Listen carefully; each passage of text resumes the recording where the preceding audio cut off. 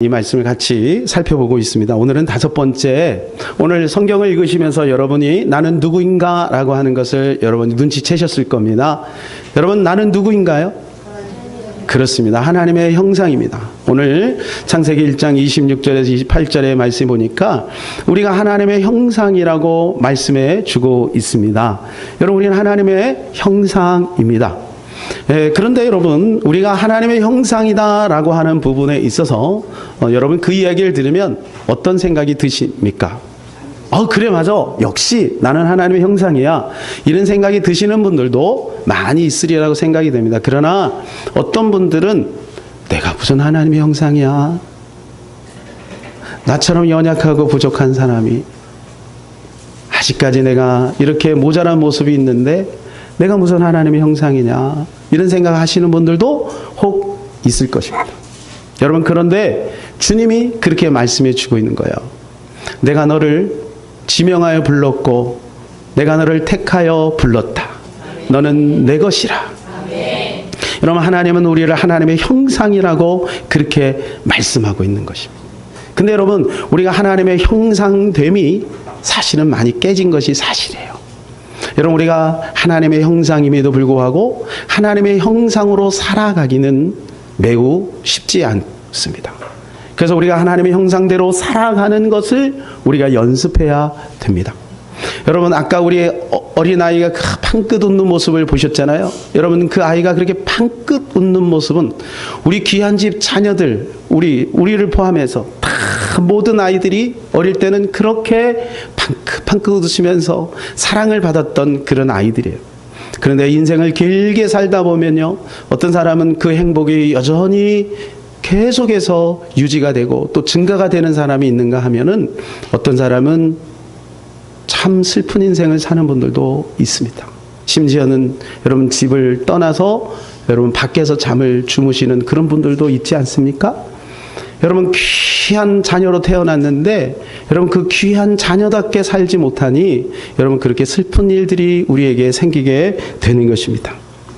여러분, 그래서 하나님은 우리에게 하나님의 형상대로 만들었지만 창세기 3장의 선악과를 따먹음으로 말미암아서 우리가 하나님의 형상이 깨지고 만 거예요. 에베소서 2장 1절에서 3절 연속으로 한번 쭉 읽도록 하겠습니다. 노란색 주의하면서 한번 읽겠습니다. 시작. 그는 허물과 죄로 죽었던 너희를 살리셨도다. 너희는 그 가운데서 행하여 이 세상 풍조를 따르고 공중의 권세자 자를 받았으니 곧 지금 그 순종의 아들을 가운데서 역사하는 영이라. 전에는 우리도 다 그 가운데서 우리 육체의 욕심을 따라 지내며 육체와 마음에 원하는 것을 하여 다른 이들과 같이 본질상 진노의 자녀이었더니, 여러분, 이것이 옛날 우리의 모습인 거죠. 완전히 죽었습니다. 죽어가는 것이 아니라, 그리고 본질상 진노의 자녀였습니다. 여러분, 창세기 3장이 수천 년 동안 수많은 사람들이 이 죄악 가운데 살았어요.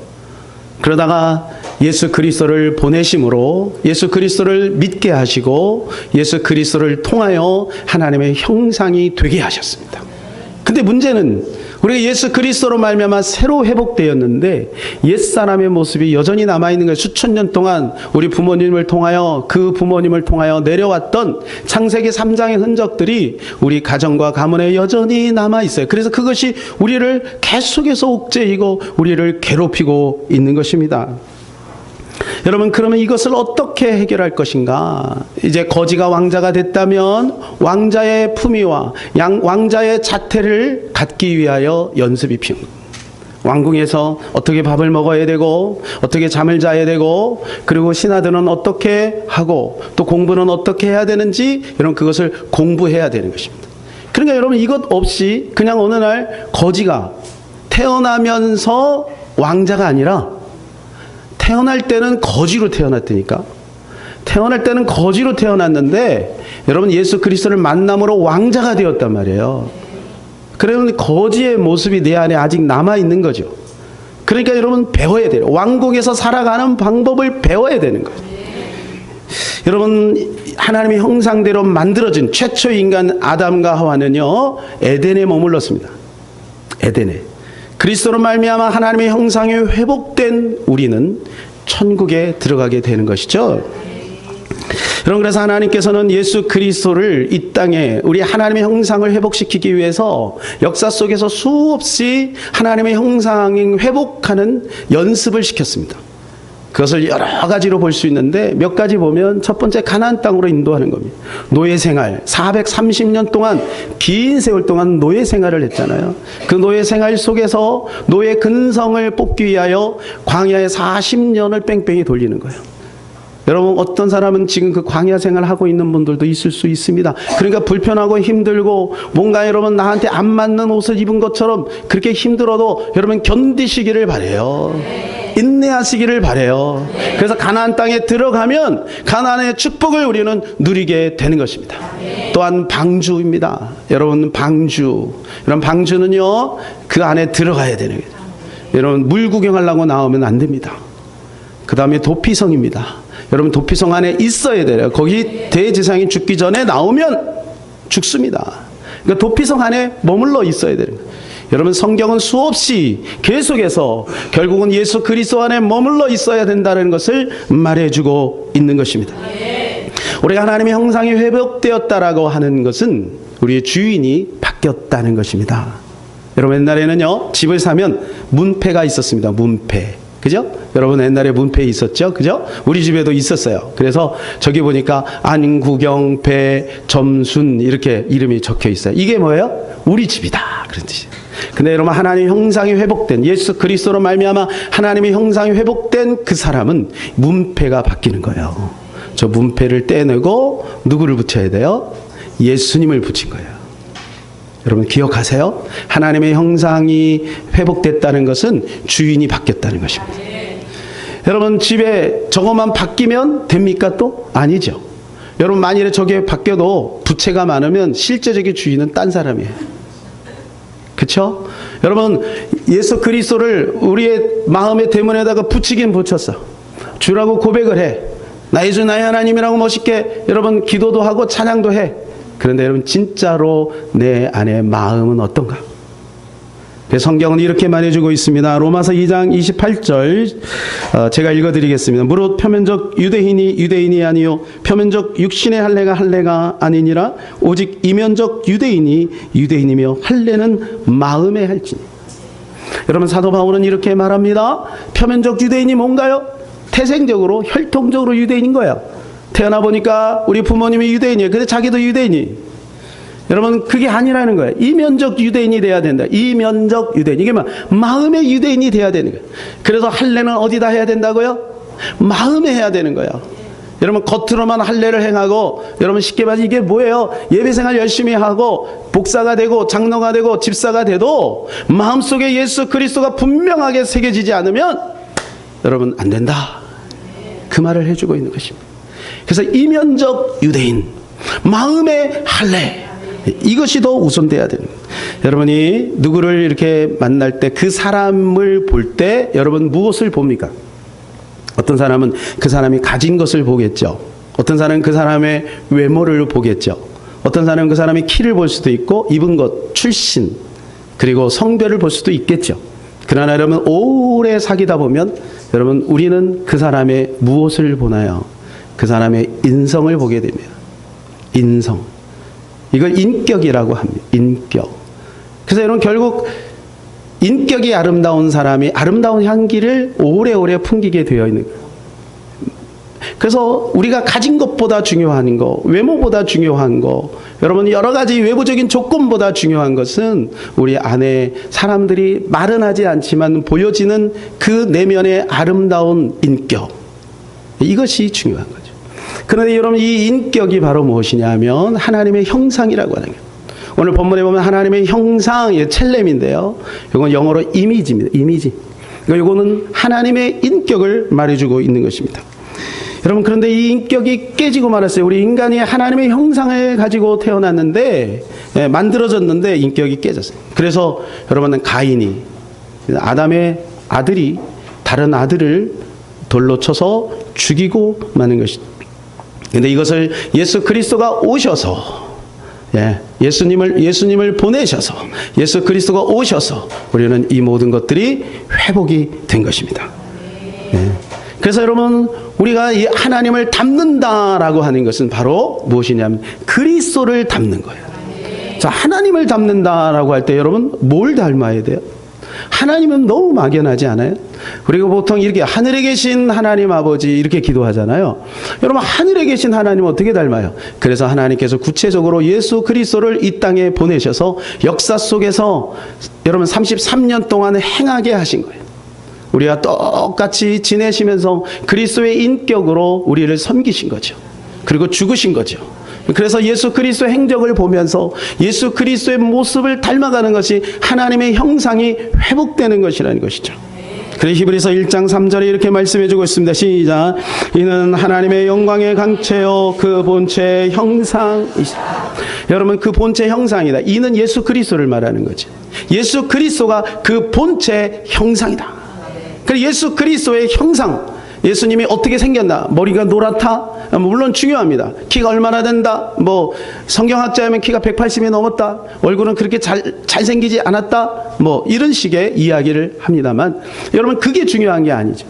예수님이 그 안에서 우리를 얼마나 사랑하셨는지, 예수님 그 사랑에 넘쳐서 우리를 위해 십자가 못 박혀 죽으신 그 고결하신 변함이 없는 하나님의 말씀을 따라가는 그 인격, 그것을 우리가 존경하는 것이, 예수님의 겉모습을 존경하는 것은 아니에요.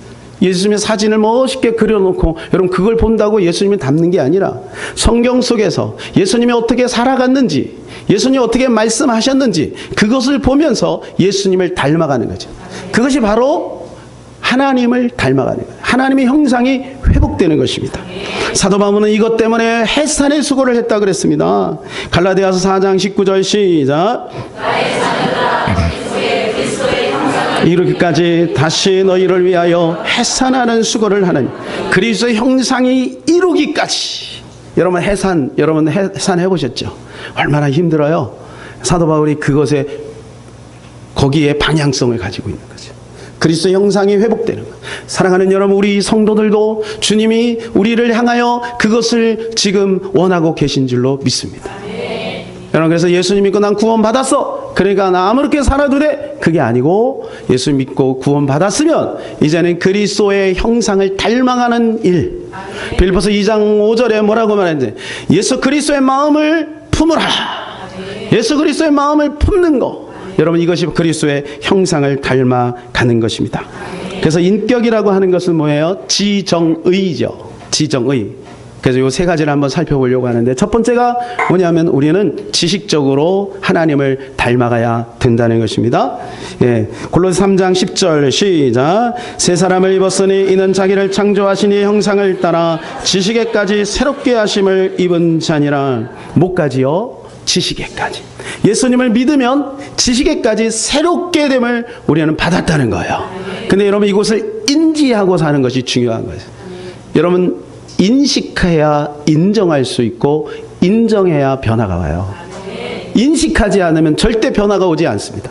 그러니까 예수 그리스도가 내 안에 계심을 인식해야 돼요. 그래 우리의 삶의 그 모습이 나타나는 것입니다. 그래서 구원이 뭔가요?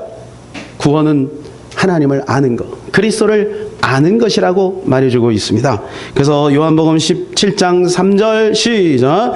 영생은 곧 유일하신 참 하나님과 그가 보내신 자 예수 그리스도를 아는 것이다. 여러분, 아는 거예요. 아는 거. 여러분, 이 안다라고 하는 건 늘 말씀을 드리지만 히브리어로는 이거 안다라는 건 야다입니다. 야다는 뭐예요? 친구끼리 아는 게 아니에요. 친구끼리 아는 것은 여러분 한계가 있는 거예요. 부부가 아는 거예요. 부부가 아는 거. 이 야다라고 하는 그런 의미가 있는 거예요. 부부가 서로 아는 거. 여러분, 그런 깊이 있는 암. 그래서 예수 그리스도를 안다라고 할 때 여러분, 예수 그리스도가 여기에서 일로 내려와야 돼요. 어떤 분은 여기서 여기까지 내려오는데 30년 걸리는 거예요. 세상에서 가장 먼 여행이 여기서 여기래요. 여기서 여기가 그렇게 힘들어요. 30cm밖에 안 되는데 30년 걸리는 거예요. 여러분, 그래서 예수 그리스도를 아는 것이 여기서 여기로 내려와요. 그래서 여러분, 성령 체험이 반드시 필요합니다. 우리 남자분들이 또 우리 후대들이 예배 드릴 때 우리 성도들은 빼고요. 다 예배 드릴 때 여러분 힘들어하는 분들이 간혹 있어요. 그 왜 그러냐면 성령이 그 영혼 속에 터치가 없어서요. 그 터치가 딱 오게 되면요 그냥 믿어지는 것입니다. 예수님의 행하신 모든 것들이 그냥 믿어지는 거예요. 왜냐하면 성령이 우리 안에서 작용하기 때문에 그런 것입니다. 그것이 바로 진정한 알미라는 것입니다. 그래서 요한복음 8장 32절에 이렇게 말씀합니다. 진리를 알지니 진리가 너희를 자유롭게 하리라. 여러분 우리가 삶에 불편이 있고 평안이 없습니까? 진리를 아시기를 바라요. 진리가 예수님이잖아요. 예수님을 알고 예수님을 경험하면 우리의 삶에 기쁨이 자유가 오게 되는 것입니다. 그래서 우리가 날마다 지식적으로 예수 그리스도가 충만해야 되는 거죠. 예, 끊임없이 우리는 이 새로운 지식, 예수 그리스도에 대한 지식을 우리는 가까이 해야 합니다. 여러분 만일에 핸드폰을 계속 들고 핸드폰을 따라가면 어떻게 할까요? 세상의 영이 들어옵니다. 왜냐하면 우리의 머리가 거기에 반응하는 거죠. 그러나 여러분 말씀을 보고 하나님의 말씀을 묵상하면 여러분 그리스도의 영이 성령이 우리를 지배하기 시작하시는 것입니다. 그래서 여러분 말씀을 존귀하게 여겨야 돼요. 잠언 13장 13절 시작. 말씀을 멸시하는 자는 자기를 패망에 이르고 계명을 두려워하는 자는 상을 받느니라. 다시 한번요 시작. 말씀을 멸시하는 자는 자기에게 패망을 이루고 계명을 두려워하는 자는 상을 받느니라. 여러분 그래서 우리 말씀을 무시하면 안 돼요. 말씀을 멸시하는 자는 뭐가 와요? 패망이 오는 거예요. 여러분 내가 예수님을 믿는다라고 하는 그 전제적인 교리적인 그 믿음 하나 가지고 여러분 이 세상을 버틸 수가 없어요. 왜냐하면 죄가 홍수처럼 밀려들기 때문에 여러분 말씀이 없으면 우리 자신, 우리 가정, 내 영혼 여러분 지킬 수가 없는 겁니다. 말씀께 의탁한다 그래 사도 바울은 에베소 교인들에게 말씀께 의탁한다. 뭐예요? 말씀이 지킨다. 말씀이 그 교회를 지키고 말씀이 그 가정을 지키고 말씀이 우리의 영혼을 지킨다는 거예요.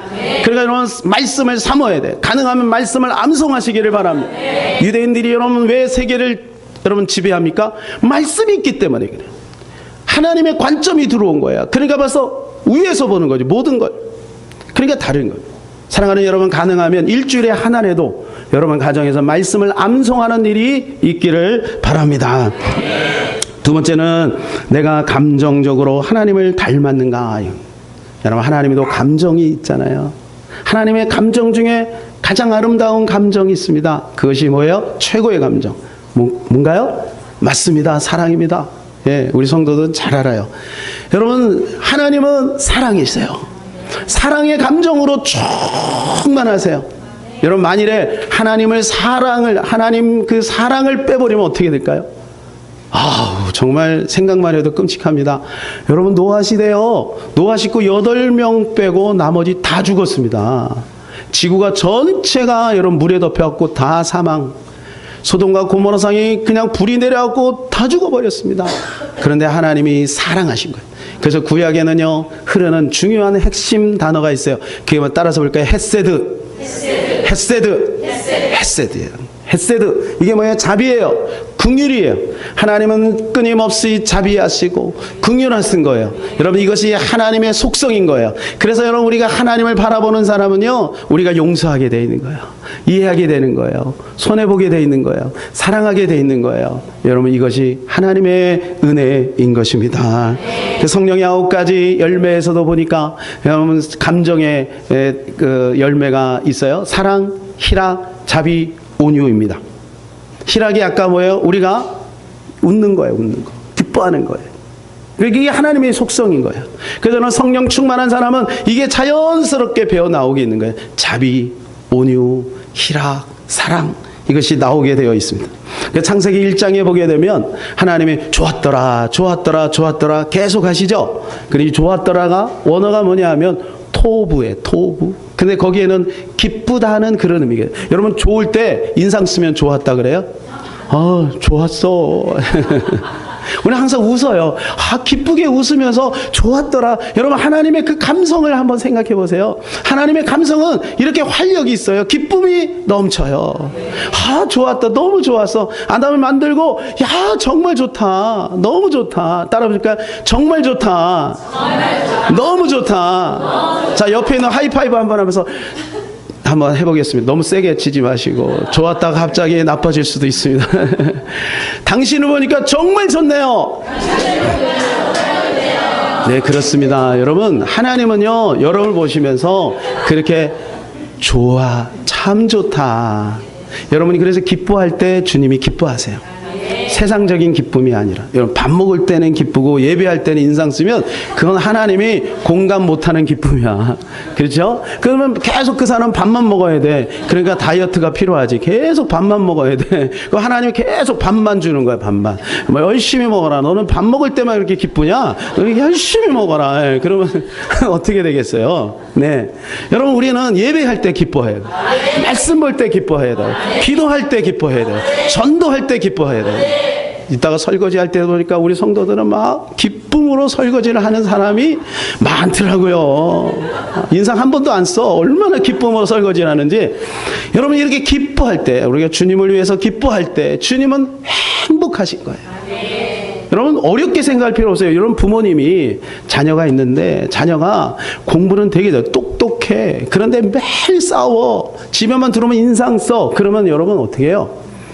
부모님의 마음은 아픈 거죠. 조금 모자라고 부족해도 집에 오면은 동생 살피고 또 누나 살피고 서로 아끼고 사랑하고 막 그런 모습이 있으면 부모님 마음이 기뻐요. 네. 여러분은 공부 잘해야 기쁜가 봐. 여러분, 그렇잖아요. 이런 하나님의 이 감정. 그러니까 하나님도 감정이 있다는 것을 기억해요. 예수님이 오죽하면 이 땅에 오셔서 어떻게 해요? 눈물을 흘리셨잖아요. 슬퍼하셨더라. 예수님이 슬퍼하세요. 그러니까 하나님도 감정이 있다는 거예요. 사랑하는 여러분, 기억하셔야 돼요. 하나님은 감정이 있다. 여러분, 감정이 있다는 말이 뭐예요? 우리 그런 말 하잖아요. 너 나하고 감정 있니? 감정 있니? 그러죠. 여러분, 감정이 있는 거예요. 하나님도 우리의 행위와 우리의 여러 가지 모습에 따라서 하나님도 반응하는 거예요. 만일 반응하지 않는 하나님이라면 그분은 로봇과 같은 거죠. 그죠? 예, 로봇과 같은 거예요. 여러분, 하나님도 반응이 있어요. 근데 여러분, 성경에 제가 이 말씀을 준비하다가 문득 제 머릿속에 딱 스치는 생각이 있었어요. 이거 정말 조심해야 되겠다. 그래서 우리 성도들과 함께 공유하기를 원합니다. 여러분, 성령님의 감정을 상하게 하면 안 된다는 거예요.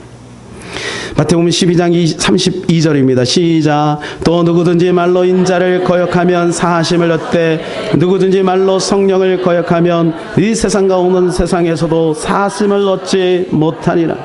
그러면 성령님을 막 근심하게 하고 성령님을 무시하고 그러면요, 성령님의 마음이 상하는 거예요. 그래서 어떻게 해요? 우리의 사하심을 얻지 못한대요. 근데 이 거역이라는 말이 원어가 카타예요. 카타. 이건 무슨 말이냐면 아래로 여긴다는 거예요. 그러니까 우리가 보통 한 수 아래야. 그러죠? 한 수 아래. 여러분, 우리는 성령님을 절대 한 수 아래라고 얘기하지 않습니다. 그런데 실질적으로 우리는 우리의 삶 속에 성령님을 무시할 때가 많아요. 성령님이 우리에게 이렇게 말씀합니다. 얘야, 너 요즘에 말씀 안 읽고 있잖아. 말씀을 좀 읽으면 어떻겠니? 얘야, 너 좀 기도 생활이 좀 안 되고 있는데 나하고 좀 만나면 네 얼굴을 좀 보여주면 안 되겠니? 우리 마음에 감동을 주세요. 그러면 우리가 어떻게 반응합니까? 바빠요. 바빠 죽겠어요. 지금 할 일이 얼마나 많은데 직장도 가야 되고요. 지금 집에서도 일을 하고 있는 거 안 보여요, 지금? 이렇게 말하는 사람은 없어요. 누가 그렇게 말을 합니까? 그런데 밀어내죠. 살짝. 불편하니까요. 힘든 거예요. 그리고 어떻게 해요? 하나님은 사랑이세요. 이렇게 포장하는 거예요. 그러면 성령님을 자꾸 밀어내고 거역하는 거지. 여러분, 거역은 사술의 죄와 같다 그랬습니다. 그러니까 우리가 하나님을 경외한다라고 하는 것은 축복인 거예요. 경외의 도를 안다는 것은 축복이에요. 불편이 아니에요. 왜냐하면 이것은 주님이 그렇게 정해놓은 거기 때문에 여러분, 그냥 포장해서 무조건 하나님은 사랑입니다 이렇게 얘기를 해버리면 될 것 같지만 그것이 거짓 선지자가 돼버립니다. 여러분, 진리를 안다라고 하는 것은 진리 속에는 주님이 요구하시는 바가 있어요. 근데 여러분, 이것이 들으면 좋아하지 않아요. 누가 좋아하겠어요? 그런 말씀 들으면서. 여러분, 믿음대로 사세요. 말씀대로 사세요. 계명대로 사세요. 그런 거 별로 좋아하지 않아요. 그냥 하나님은 사랑입니다 라고 할 때 할렐루야 아멘 그래요. 근데 여러분, 기억하셔야 돼요. 성령님을 회방하면, 거역하면 사하심을 얻지 못한대요. 사랑하는 여러분, 성령님의 요구에 민감하시기를 바랍니다. 성령이 무엇을 원하시는지를 고민하시기를 바랍니다. 그리고 그 말씀에 순종하시기를 바랍니다. 여러분, 이 감정이란, 믿음이라고 하는 것도 이 감정의 반응입니다. 감정. 그죠? 마음의 이 영혼 속에 믿음의 동의가 있어야 되는 거죠. 그래야 행함으로 나타나잖아요. 네. 여러분, 믿음의 영역에 여러 가지 영역이 있습니다. 여러 가지 영역이 있지만 우리가 이렇게 딱 좁혀서 한번 생각해 봅시다. 얼마 전에 나름 뭐 저는 잘 알고 있는, 모르는 분들도 있을 텐데 나름 잘 나갔던 분이 자살했죠. 그죠? 여러분 모르세요? 자살했잖아요. 호텔에서. 네. 우울증 때문에 자살했잖아요. 여러분, 제가 그분 한번 생각해 봤어요. 안타깝더라고요. 안타깝더라고요. 너무 마음이 아프더라고요. 여러분, 자살하면 안 돼요. 혹시 여러분 주변에 자살한 분이 있다면 용서하고 들으세요. 여러분, 자살하면 지옥 가요. 예? 그래서 자살하지 마세요. 주변에 있는 분들에게도 명확하게 그걸 얘기해 주셔야 돼요. 너무 많은 사람이 자살해요. 예? 강남에서 동반 자살 막 하잖아요. 여러분, 자살하지 마세요. 힘들어도 살아야 돼요. 살아고 하나님이 우리에게 정해주신 그 분량만큼 살아내야 돼요. 근데 이분이 우울했대요. 가족이 자꾸 아프니까. 그래도 우울할 수 있죠. 그런데 여러분, 이 우울의 감정이 내가 선택한 거예요. 환경이 그러니까 우울을 받아들인 거예요. 여러분, 거기에 대한 정직한 반응을 주님이 원하시는 게 아닙니다. 여러분, 오늘 짜증납니까? 여러분, 오늘 우울합니까? 여러분, 그것이 주님이 주신 마음일까요? 주님은 절대 그런 마음을 우리에게 주지 않습니다. 물론 죄를 통회하는 데 있어서는 우리 마음에 슬픈 마음이 있습니다. 그러나 여러분, 하나님의 자녀는요, 항상 기뻐하게 되어 있어요. 예수님이 우리 안에 계시잖아요. 성령님이 우리 안에 계시잖아요. 우리를 천국 소망 갖게 하셨잖아요. 그러면 여러분, 우리 기뻐할 수밖에 없는 거예요. 그러니까 여러분, 우울을 선택하지 마시고 기쁨을 믿음으로 선택하시기를 바랍니다. 그것이 바로 뭐냐면 웃는 거예요. 웃는 거. 처음에는 웃음이 어색해요. 그죠? 이렇게 웃으려면 얼마나 어색해요. 그런데 그렇게 웃다 보면 우리 뇌가 반응하는 거예요. 그러면서 웃음의 감정이 우리 안에서 생기는 거죠. 그러면서 계속해서 웃을 일이 생기는 거예요. 희한한 건 뭐냐면요, 아침에 그렇게 웃고 나니까 웃을 일이 자꾸 생기는 거예요. 별거 아니래도 저는 혼자서 막 웃어요. 때로는 몸이 이렇게 심장이 아프고 그럴 때 웃어요. 여러분, 웃으면요, 하나님께서 우리에게 더 큰 기쁨을 베풀어 주십니다. 그래서 데살로니가전서 5장 16절 이렇게 말씀해 주고 있습니다. 시작. 항상 기뻐하라. 여러분, 그리고 18절에는 이는 그리스도 예수 안에서 너희를 향하신 하나님의 뜻이니라 그랬습니다. 사랑하는 여러분, 우리 이거 잘 생각해 봐야 합니다. 우리는 하나님의 뜻대로 살기를 몸부림칩니다. 그죠? 여러분, 하나님이 어떻게 하면 하나님 뜻대로 살 것인가? 몸부림쳐요. 손해봐도 뜻대로 살기로 결정하고 몸부림쳐요. 그런데 여러분, 하나님의 뜻이 너무나도 단순한 거예요. 단순하기 때문에 사람들이 무시하는 거예요. 항상 기뻐하래요. 이게 하나님의 뜻이래요. 근데 제가 성경을 보니까 하나님의 뜻대로 살지 않으면 큰일 난대요. 마태복음 7장 21절 시작. 나더러 주여 주여 하는 자마다 다 천국에 들어갈 것이 아니요 다만 하늘에 계신 내 아버지의 뜻대로 행하는 자라야 들어가리. 뜻대로 살아야 들어간대요. 근데 여러분, 왜 항상 기뻐하는 것은 이거는 뭐 감정이니까 이렇게 밀어둡니까? 여러분, 억지로라도 기뻐하시기를 바라요. 왜냐하면 이게 하나님의 뜻을 이루는 거잖아요. 어렵지 않잖아요. 여러분, 오늘 맥주 감사절이죠. 맥주 감사절. 우리는 맥주 감사절의 의미를 충분히 우리는 알아요. 그렇죠? 어떻게 보면 추수 감사절보다 더 중요한 의미가 있다 그랬죠. 오순절 성령이 임한 그거와 같이 연결되기 때문에 여러분, 기독교의 제2의 생일이다 이렇게 봐도 된다고 제가 말씀을 드렸습니다. 여러분, 감사도 감정이죠. 감사도. 그러니까 억지 감사라도 참 자꾸 하는 것이 필요한 거예요. 감사, 감사, 감사, 감사.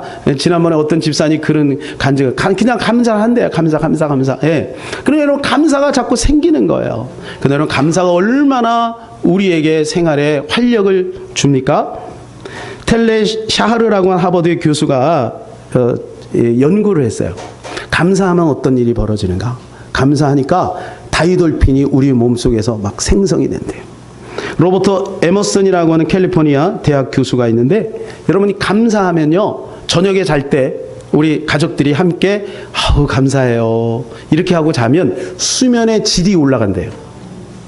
수면의 질이 올라가고 그래서 이분은 이래 슬픔 안 되는 거 이거 자꾸 묵상하지 말고 그동안 됐던 거 한 가지라도 자꾸 그걸 묵상하라는 거예요. 감사를 계속. 그래서 학생들을 조사를 해봤어요. 이제 졸업생 학생들을 조사해 보니까 놀라운 일이 감사를 습관화하는 학생은 그렇지 않은 학생보다 연봉이 25,000 정도가 더 높대. 예?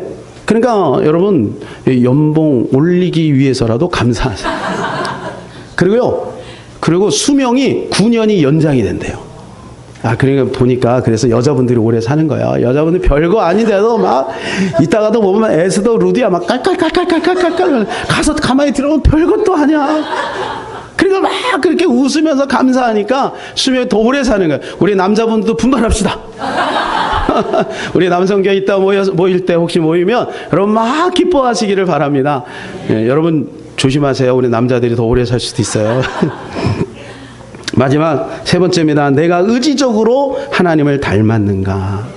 여러분 이 의지가 중요한가요? 보세요.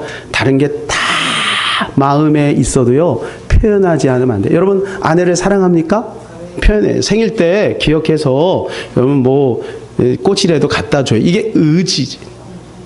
이 의지가 수반이 돼야 돼요. 이건 결론입니다. 이건 결과입니다. 열매입니다. 그러니까 여러분 의지가 우리 가운데 발동이 돼야 진정한 아름다움이 100%가 채워지는 거예요. 여러분 선악과를 여러분 아시죠? 네, 선악과를 따먹은 것이 죄잖아요. 근데 언제 죄가 됐을까? 한번 생각해 보세요. 네 가지. 보았을 때. 선악과 보지 말라 그랬잖아요. 그죠? 근데 보았을 때 이게 죄가 된. 저 두 번째 이따가 손 드셔야 돼요. 예, 손 안 드시면 안 돼요. 손 드셔야 돼요. 두 번째 마귀와 대화할 때. 마귀가 막 대화를 했잖아요. 그다음에 세 번째 그걸 보면서 보암이 먹음직스럽다 느꼈을 때, 먹고 싶다 느꼈을 때, 그때가 이제 죄가 된 거다. 네 번째 따서 한 입 물고 이렇게 씹었을 때. 예, 그때가 죄다. 예. 자, 첫 번째. 손 드셔야 돼요. 다 손 드셔야 돼요. 자, 보았을 때 손 들어보세요. 네, 두 번째. 네, 마귀와 대화할 때. 그러니까 대화를 먼저 했죠. 그죠? 마귀 막 대화할 때. 그건 없습니까? 네, 마귀와 대화할 때. 마귀하고 대화하신 적이 없으세요. 네. 그다음에 세 번째, 느꼈을 때. 맛있겠다. 네, 지금 몇 분 계시네요. 자, 네 번째, 따먹었을 때. 네. 압도적으로 많으시네요. 네. 여러분, 제가 의지라고 말씀하셨죠. 의지. 예. 그러니까 여기에 답이 있는 거예요. 뭐예요? 아무리 느끼고, 생각하고, 여러분, 그런 것도 물론 죄입니다. 그러나, 여러분, 따먹었을 때. 뭐라고 그랬어요? 먹지 말라. 그러면 정령 죽으리니 그랬어요. 먹지 말라 그랬어요. 안 먹었으면 되는 거예요. 안 먹었으면. 그러니까 여러분 우리가 의지가 연습이 필요한 거예요. 의지가 훈련이 필요한 거예요. 여러분 내가 저쪽으로 가면 안 돼. 가면 안 돼. 여러분 밤 11시에 혼자 계신 여집사님이 계신데 그 여집사님이 저에게 전화를 하는 거예요. 그래서 목사님 저희 집에 오셔서 성경 공부를 좀 해주세요. 그러면 제가 가야 돼요 말아야 돼요? 저를 부르지 마세요. 그리고 가면서 기도하는 거 주여 시험에 들지 않게 하여 주시옵소서. 여러분 의지는 결단이 필요하고 훈련이 필요합니다. 이게 안 되면 안 돼요. 우리를 지킬 수가 없어요. 그러니까 의지적인 힘을 길러야 되는 거예요. 여러분 그러면서 제가 성경을 보니까요. 마태복음 21장에 보니까 두 아들의 비유가 나와요. 두 아들. 이 두 아들이 있는데 아버지가 얘기합니다. 얘야 너 포도원에 가서 포도나무처럼 좀 일 좀 하면 어떻겠니? 큰아들이 이렇게 반응합니다. 예, 아버지 그렇게 할게요. 그리고 안 갔어요. 둘째, 이 성경 예수님 말씀하신 거예요. 둘째 아들에게 얘기합니다. 그랬더니 싫어요. 그리고 갔어요. 그때 예수님이 질문합니다. 제자들에게 질문합니다. 누가 아버지의 뜻을 행한 것이냐? 의지에 행하는 거. 이게 중요한 거죠. 네. 자, 마태복음 7장에 보게 되니까요. 반석에 세운 집이 있습니다. 이건 우리를 말하는 겁니다. 우리 인생의 집을 어디다 세워야 될 것인가? 반석에 세운 집이 있고 모래 위에 세운 집이 있어요. 우린 결론을 알죠? 모래 위에 세운 집은 어떻게 됐어요? 다 무너졌어요. 비바람이 불고 홍수가 나니까 다 무너졌어요. 근데 반석 위에 세운 집은 어떻게 됐어요? 견고하게 버텼어요. 여러분 예수님 오실 때도 견고하게 버티시기를 바랍니다. 그런데 그 기준이 뭐냐? 믿음이라고 말해주고 있지 않습니다. 여러분 집에 가서 꼭 읽으세요. 제가 짧게 요약해 왔어요. 이렇게 말씀해 주고 있습니다. 네. 나의 이 말을 듣고 행하는 자, 나의 이 말을 듣고 행하는 자가 반석에 있습니다. 그리고 나의 이 말을 듣고 행치 않는 자가 모래 위에 집니다. 그러니까 나는 믿습니다 하고 가만히 있으면 안 된다는 거예요. 믿었으면 예수님을 따라 살아가야 됩니다. 성화의 가정을 밟아 나가야 되는 거예요. 거룩한 신부로 살아가는 거예요. 말씀과 기도에 여러분 전념해야 되는 거예요. 예배에 나와야 되는 거예요. 그래야 우리 믿음을 건강하고 믿음을 지킬 수가 있는 것입니다. 이제 말씀을 믿겠습니다. 마지막 창세기에서 예수님이 우리를 하나님의 형상이라고 말씀하셨어요. 그러면 이제 마지막 이제 우리가 하나님의 형상이 회복되어서 들어가는 거죠. 근데 계시록에서 뭐라고 말씀해 주고 있는지 우리 한번 살펴보도록 하겠습니다. 계시록 22장 12절입니다. 같이 한번 읽겠습니다. 보라 내가 속히 오리니 내가 줄 상이 내게 있어 각 사람에게 그가 행한 대로 갚아주리라. 22장 7절입니다. 보라 내가 속히 오리니 이 두루마리의 예언의 말씀을 지키는 자는 복이 있으리라 하더라. 여러분 여기까지 가면 이런 생각할 거예요. 아, 복 받는데 행하면 상이 있대. 그러면 나는 그런 건 별로 필요 없어. 나는 이 땅에서 이미 충분하니까 나는 그냥 구원만 받으면 돼. 여러분 이렇게 생각하시는 분들이 혹 있을 수 있겠습니다. 여러분 그러나 주님은 좀 더 구체적으로 우리에게 요구하십니다. 구원 행함과 무관하지 않습니다. 사랑하는 여러분 다시 말씀드립니다. 구원 행함과 무관하지 않습니다. 행함으로 구원받지 않습니다. 절대. 여러분 우리가 어떤 의를 행할 수 있겠습니까? 우리의 공로로는 절대 구원받을 수 없어요. 믿음으로 받아요. 그러나 기억해야 될 건 믿음 안에는 정절이 있고 순결이 있고 순종이 있고 거룩이 있는 것입니다. 반드시 믿음 안에 그게 나타나게 되는 거예요. 그래서 열매로 그들을 알리라 말씀하시죠. 그래서 여러분 주님이 세마포 옷을 입었는데 이 세마포 옷을 우리가 어떻게 해야 될 것인가? 자, 8절입니다. 8절 시작. 그에게 빛나고 깨끗한 세마포 옷을 입히도록 허락하셨으니 이 세마포 옷은 성도들에게 옳은 행실이로다 하더라. 여러분 세마포가 뭐라고요? 옳은 행실이에요. 자, 그러면 내가 옳은 행실을 했기 때문에 세마포를 입은 것이 아니라 세마포를 주님이 입혀주셨으니 이 세마포를 벗으면 안 된다는 거예요. 예수님이 비유를 하십니다. 막 사람들 오라고 다 안아요. 그리고 길거리에서 거린들 왔어요. 근데 그 사람 중에 한 사람이 쫓겨나요. 왜요? 들어갈 때 뭐 줬나요? 예복을 다 줬어요. 예복을 다 나눠줬는데 이 사람이요, 이 예복을 우습게 생각한 거예요. 이거 별거 안 그냥 그러면서 이 예복을 벗어버렸어요. 벗어버리고 나니까 이 사람이 어떻게 돼요? 쫓겨납니다. 그래서 슬피 이를 갈미 있으리라. 여러분 요한복음 15장에 붙어 있으라고 말합니다. 사랑하는 여러분, 우리의 의지를 어디다 발동해야 되느냐? 예수 그리스도에 붙어 있는데 그러면 나머지 성령이 다 이끄십니다. 공부도 성공도 행복도 가정도 건강도 주님이 다 하세요. 우리가 해야 될 것은 그 안에 붙어 있는 거예요. 붙어 있는 작업에 우리의 목숨을 거시기를 바랍니다. 그래서 하나님이 거룩한 세마포를 잘 간직하여 예수님과 동행하여 주님 오실 때 다 틀림 많은 저와 여러분 되시기를 예수님의 이름으로 축복합니다. 마지막 고린도전서 15장 49절 말씀 우리 크게 한번 읽고 말씀을 맺겠습니다. 시작. 우리가 흙에 속한 자의 형상을 입은 것 같이 또한 하늘에 속한 이의 형상을 입으리라. 하늘에 속한 이의 형상을 입으리라.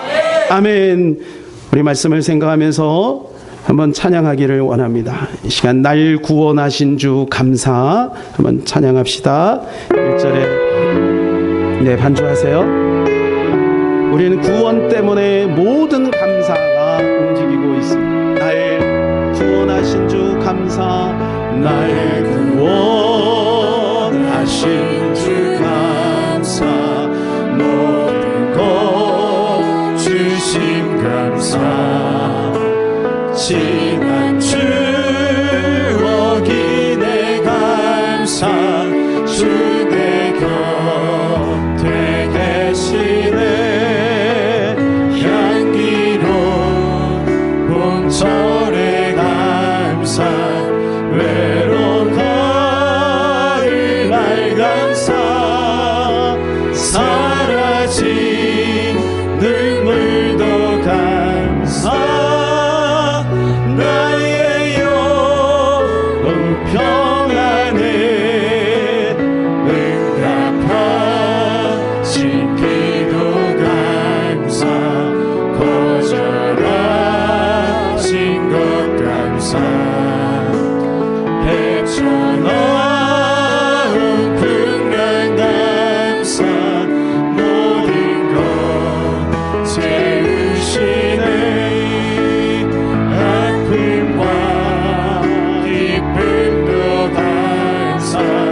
절망 중 위로 감사, 증명 못할 은혜 감사, 크신 사랑 감사해. 길가에 장미꽃 감사, 장미꽃까지 감사, 따스한 사랑의 가족, 일용한 양식 감사, 기쁨과 슬픔도 감사, 하늘 평안을 감사, 내일의 희망을 감사,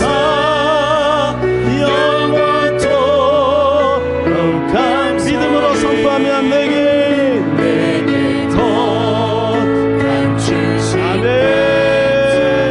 또한 연약한 감사, 햇빛을 주심도 감사, 구름 또한 감사해. 땀 흘린 수고 감사, 저녁에 안식 감사, 부여도 가난도 감사,